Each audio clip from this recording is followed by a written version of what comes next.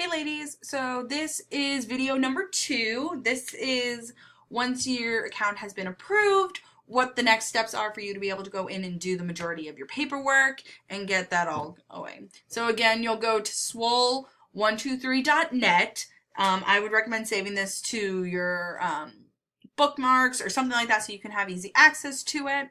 So the next thing you're going to do is you're going to come into your sign-in. This is going to be your SBC email as well as whatever password you set. Please ignore the fact that mine's a Gmail account. This is just for a demonstration purpose. So you put that information in, click login, and this is what your portal is going to look like. Now the portal is where all of your paperwork is going to be. You can update this at any time, which is why it's so convenient. You can put a photo in here, and that would actually be really helpful. This is my first time really quote-unquote meeting you guys, so being able to put a picture there allows me to start to recognize your face and put it to your name. And it can just be, you know, your profile picture, something cute, whatever you want, but I highly recommend you put that there. So you'll see here it tells you forms, status, and then notices and handouts. So your status is going to say whether you're out or in. This is again a sample, so it would say out, and then before your paperwork is done, this is actually going to say no. So the first thing you're going to do is you're going to click on forms, and you'll see it highlights in red, and all the forms are here that you will need. For example, this is, you can see that this says my assumption of risk form has already been signed, but so I'll show you what one of the forms looks like. So what you do is you click select and click open, and what that's going to do is that's going to load this into your account for you to read fully. So you want to read through whatever form it is that you pick. You're going to put down the date. So today is the 2nd of May, 2019. If you are over 18 years old, you're going to put your name, and you're going to put a phone number. Now, if you decide that you want to put your cell phone, that is completely acceptable. This is actually my office number, so you guys don't get access to that one. You guys have access to this, not my actual cell phone. And then parents would have to sign this if you are under the age of 18. Please ignore this component because obviously you don't have to print this. What you'll do then is when you're done, you're going to go to the top. If for some reason, say it's a longer form and you don't have time to finish reading the whole thing, you can click save. And it will save it for you. So if I were to go back to here, you can see that it said started. So you can go back and finish this whenever you want. So I'm going to go back to this. I'm going to open it. I've had time to read it. I've put in my information, and I've signed it on here. The next thing you're going to do is you're going to click save and submit. Now you can see it says here by entering my name, checking the electronic signature box, and clicking on the button, I certified that this information provided herein is true and complete to the best of my knowledge. And this, by clicking this, you acknowledge that you have electronically signed this form. So again, you're going to put your first name, your middle initial, and your last name. Now this is what it's going to look like with all of your forms. So it's important that you read through and physically sign the form itself, and then click save and submit to then be able to submit the form. Again, it'll say you won't be able to make any changes after this. Click OK, document saved and submitted, and you'll see now it says signed. So that is really important for you guys to be able to go through all of your paperwork. Now, in the event of your physical, report of medical history, your photo ID, front and back, those are going to be 2 separate things, and your sickle cell tests, you're going to have to add those into this section. So what you're going to do is you're going to click add, and then you're going to click choose file. So hopefully this will pop up. There we go. So you would go to wherever it is on the computer that you need. I'm going to upload a picture of my puppy as a example here. This is again just an example. So I would click that, title it. So for you guys, if it's your physical, everything's got to be dated with a year. So this is going to say 2019-20. If I can spell, that would be great. 2019-20. And then I can put Yardley picture. So for you guys, it would say 2019-20 physical, 2019 report of medical history. 2019 government ID front. Say pretty small, and then click OK, and it will save it and upload it here. So pretty straightforward, not too difficult. When you're done with this, say you don't want to do all of these, or you don't have them all yet, or you complete them, whatever you want to get back to the dashboard, you're going to click OK, and it brings you back here. So you can see that one of my forms has all been dropped off, so now it says 4. Next, it's going to ask you to work on your athlete information. So what you're going to do is you're going to come here. The only reason your social security number is listed is in the event that you get injured and I need to run insurance claims. I need that information so I can run it fully. Please put that, your social security number, any of this information will not be used for any other purpose. You're going to put your graduation year. Obviously, put your gender. We are a women's college, so in theory, that shouldn't be an issue. But if for some reason this needs to be adjusted, please let me know. And please make sure you put your birthday. I need to know if you guys are over 18, under 18, so please let me know. And then you would go through here. You can come back to this form at any time to update your password. Again, that picture you can put in here. Please select your sport from here also, because that's how I'm going to make it available for your coaches when you guys travel. So say you are a member of the equestrian team and you're a member of field hockey and lacrosse. Again, these are the teams you have made. So if you're not... Say you're trying out for equestrian, but you don't know yet, you can leave that blank and leave your other 2 sports. And then we can update that. Next thing you would do is go to your address. This is your home address, okay? You do not have to put your Sweetbriar address in here.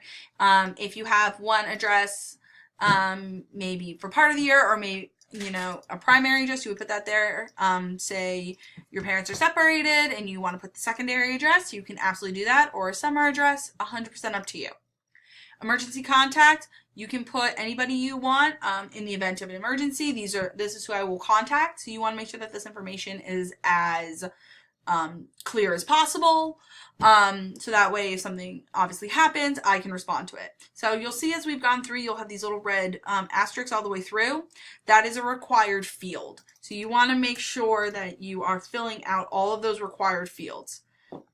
For your insurance, you want to make sure, again, this is as detailed as possible, because if God forbid you ever get hurt and I need to put in an insurance claim, the more filled out this is, the easier it is on me, the easier it is on you. And you'll learn more about that as we move forward. So you want to make sure you put all that in. Now, very similar to how you had to put a picture in, you will have to put a picture in of your insurance cards. So you would click File. If the picture was up here, you would just click on it. Make sure you match front and back. Okay? And then if you have secondary insurance, say you have Anthem and TRICARE, you would just put that on here as well.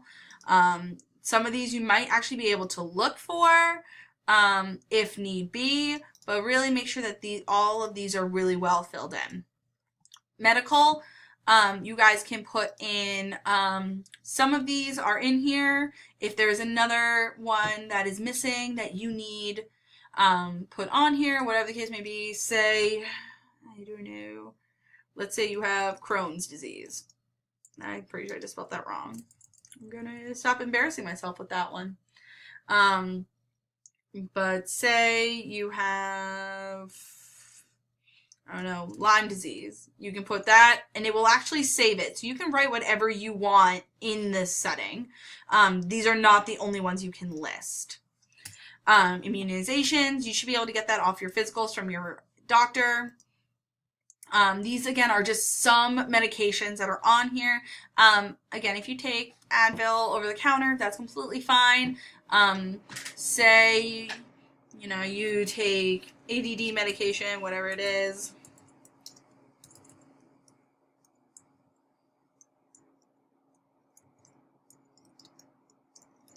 I don't know. No, I'm not putting a specific one in here. That's not listed on here. You just click that, click insert, and you'll see that it's loaded into your account. If possible, please put in whatever the dosage is. Again, the more information you can provide me, the better.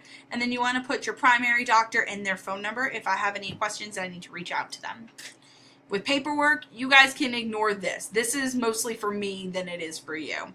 Now, say again, you're working on this and you don't have time to complete it all. You're going to click save. And one thing that's nice here is it will tell you everything that's been missing. That's missing from here. So that way you know it won't be marked as complete until all of this is. So this will go away as you fill in your information. So again, it brings us back to here.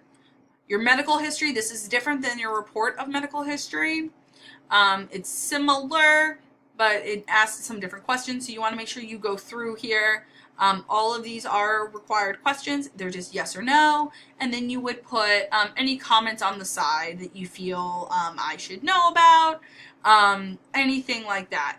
So say here you have a chronic, here's a good one. Say you had surgery. You could say, yes, I had surgery. Maybe you have it in June of 2018, and it was your right ACL. You can just put that, any other details you want. Diabetes, you can put, type 1, or you can put type 2. The more information you girls can provide me on here, or I'm sorry, you ladies can provide on here, the better I can serve you as your athletic trainer. So we click OK to save it. Now here is also some things I've put in here. So I have some copies of things. So like your physical form is on here. So you would just download it. If I can get it to open.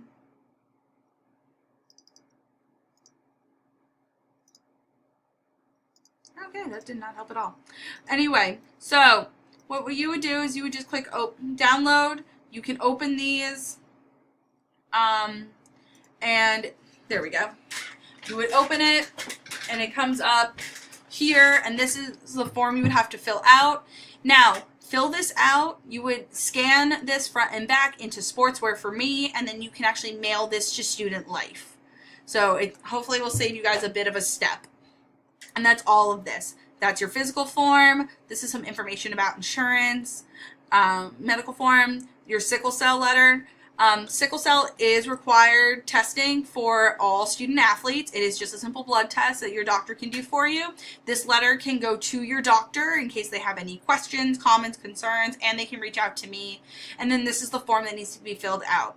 They just draw a little bit of blood, they run it, and then they can send this in. Again, once you get a copy of it, you can upload it into SportsWare. And then if you take medication for ADD or ADHD, the form that you need is here. Click open, send it to bring it to your physician, have them fill it out, and then you would upload it again into the forms section. It's important for all of you guys to know that if you take ADD or ADHD medication, this must be completed every single academic year, as well as your physical. This has to be done every single year. So if you were to go through the top of it, you can see that you can kind of follow this along and get to all the different sites that you need on here. And this is available to you guys at any point. As long as you are a student athlete at SportsWare, this athlete's portal will be available to you. So if, say, your insurance information changes at some point, you can go in here and update it, update the cards, whatever changes. Maybe you guys move, your parents downsize, and you need to put in a new address. You can do that. The more up to date you can keep this information, the better it is for me in terms of providing care for you and updating your documentation. And also, if God forbid something happens, everything is where it needs to be for myself, for your coaches, and for the rest of the department, so we can make sure that you get the best care possible. If you have any questions on this, please reach out to me, and I will talk to you girls soon.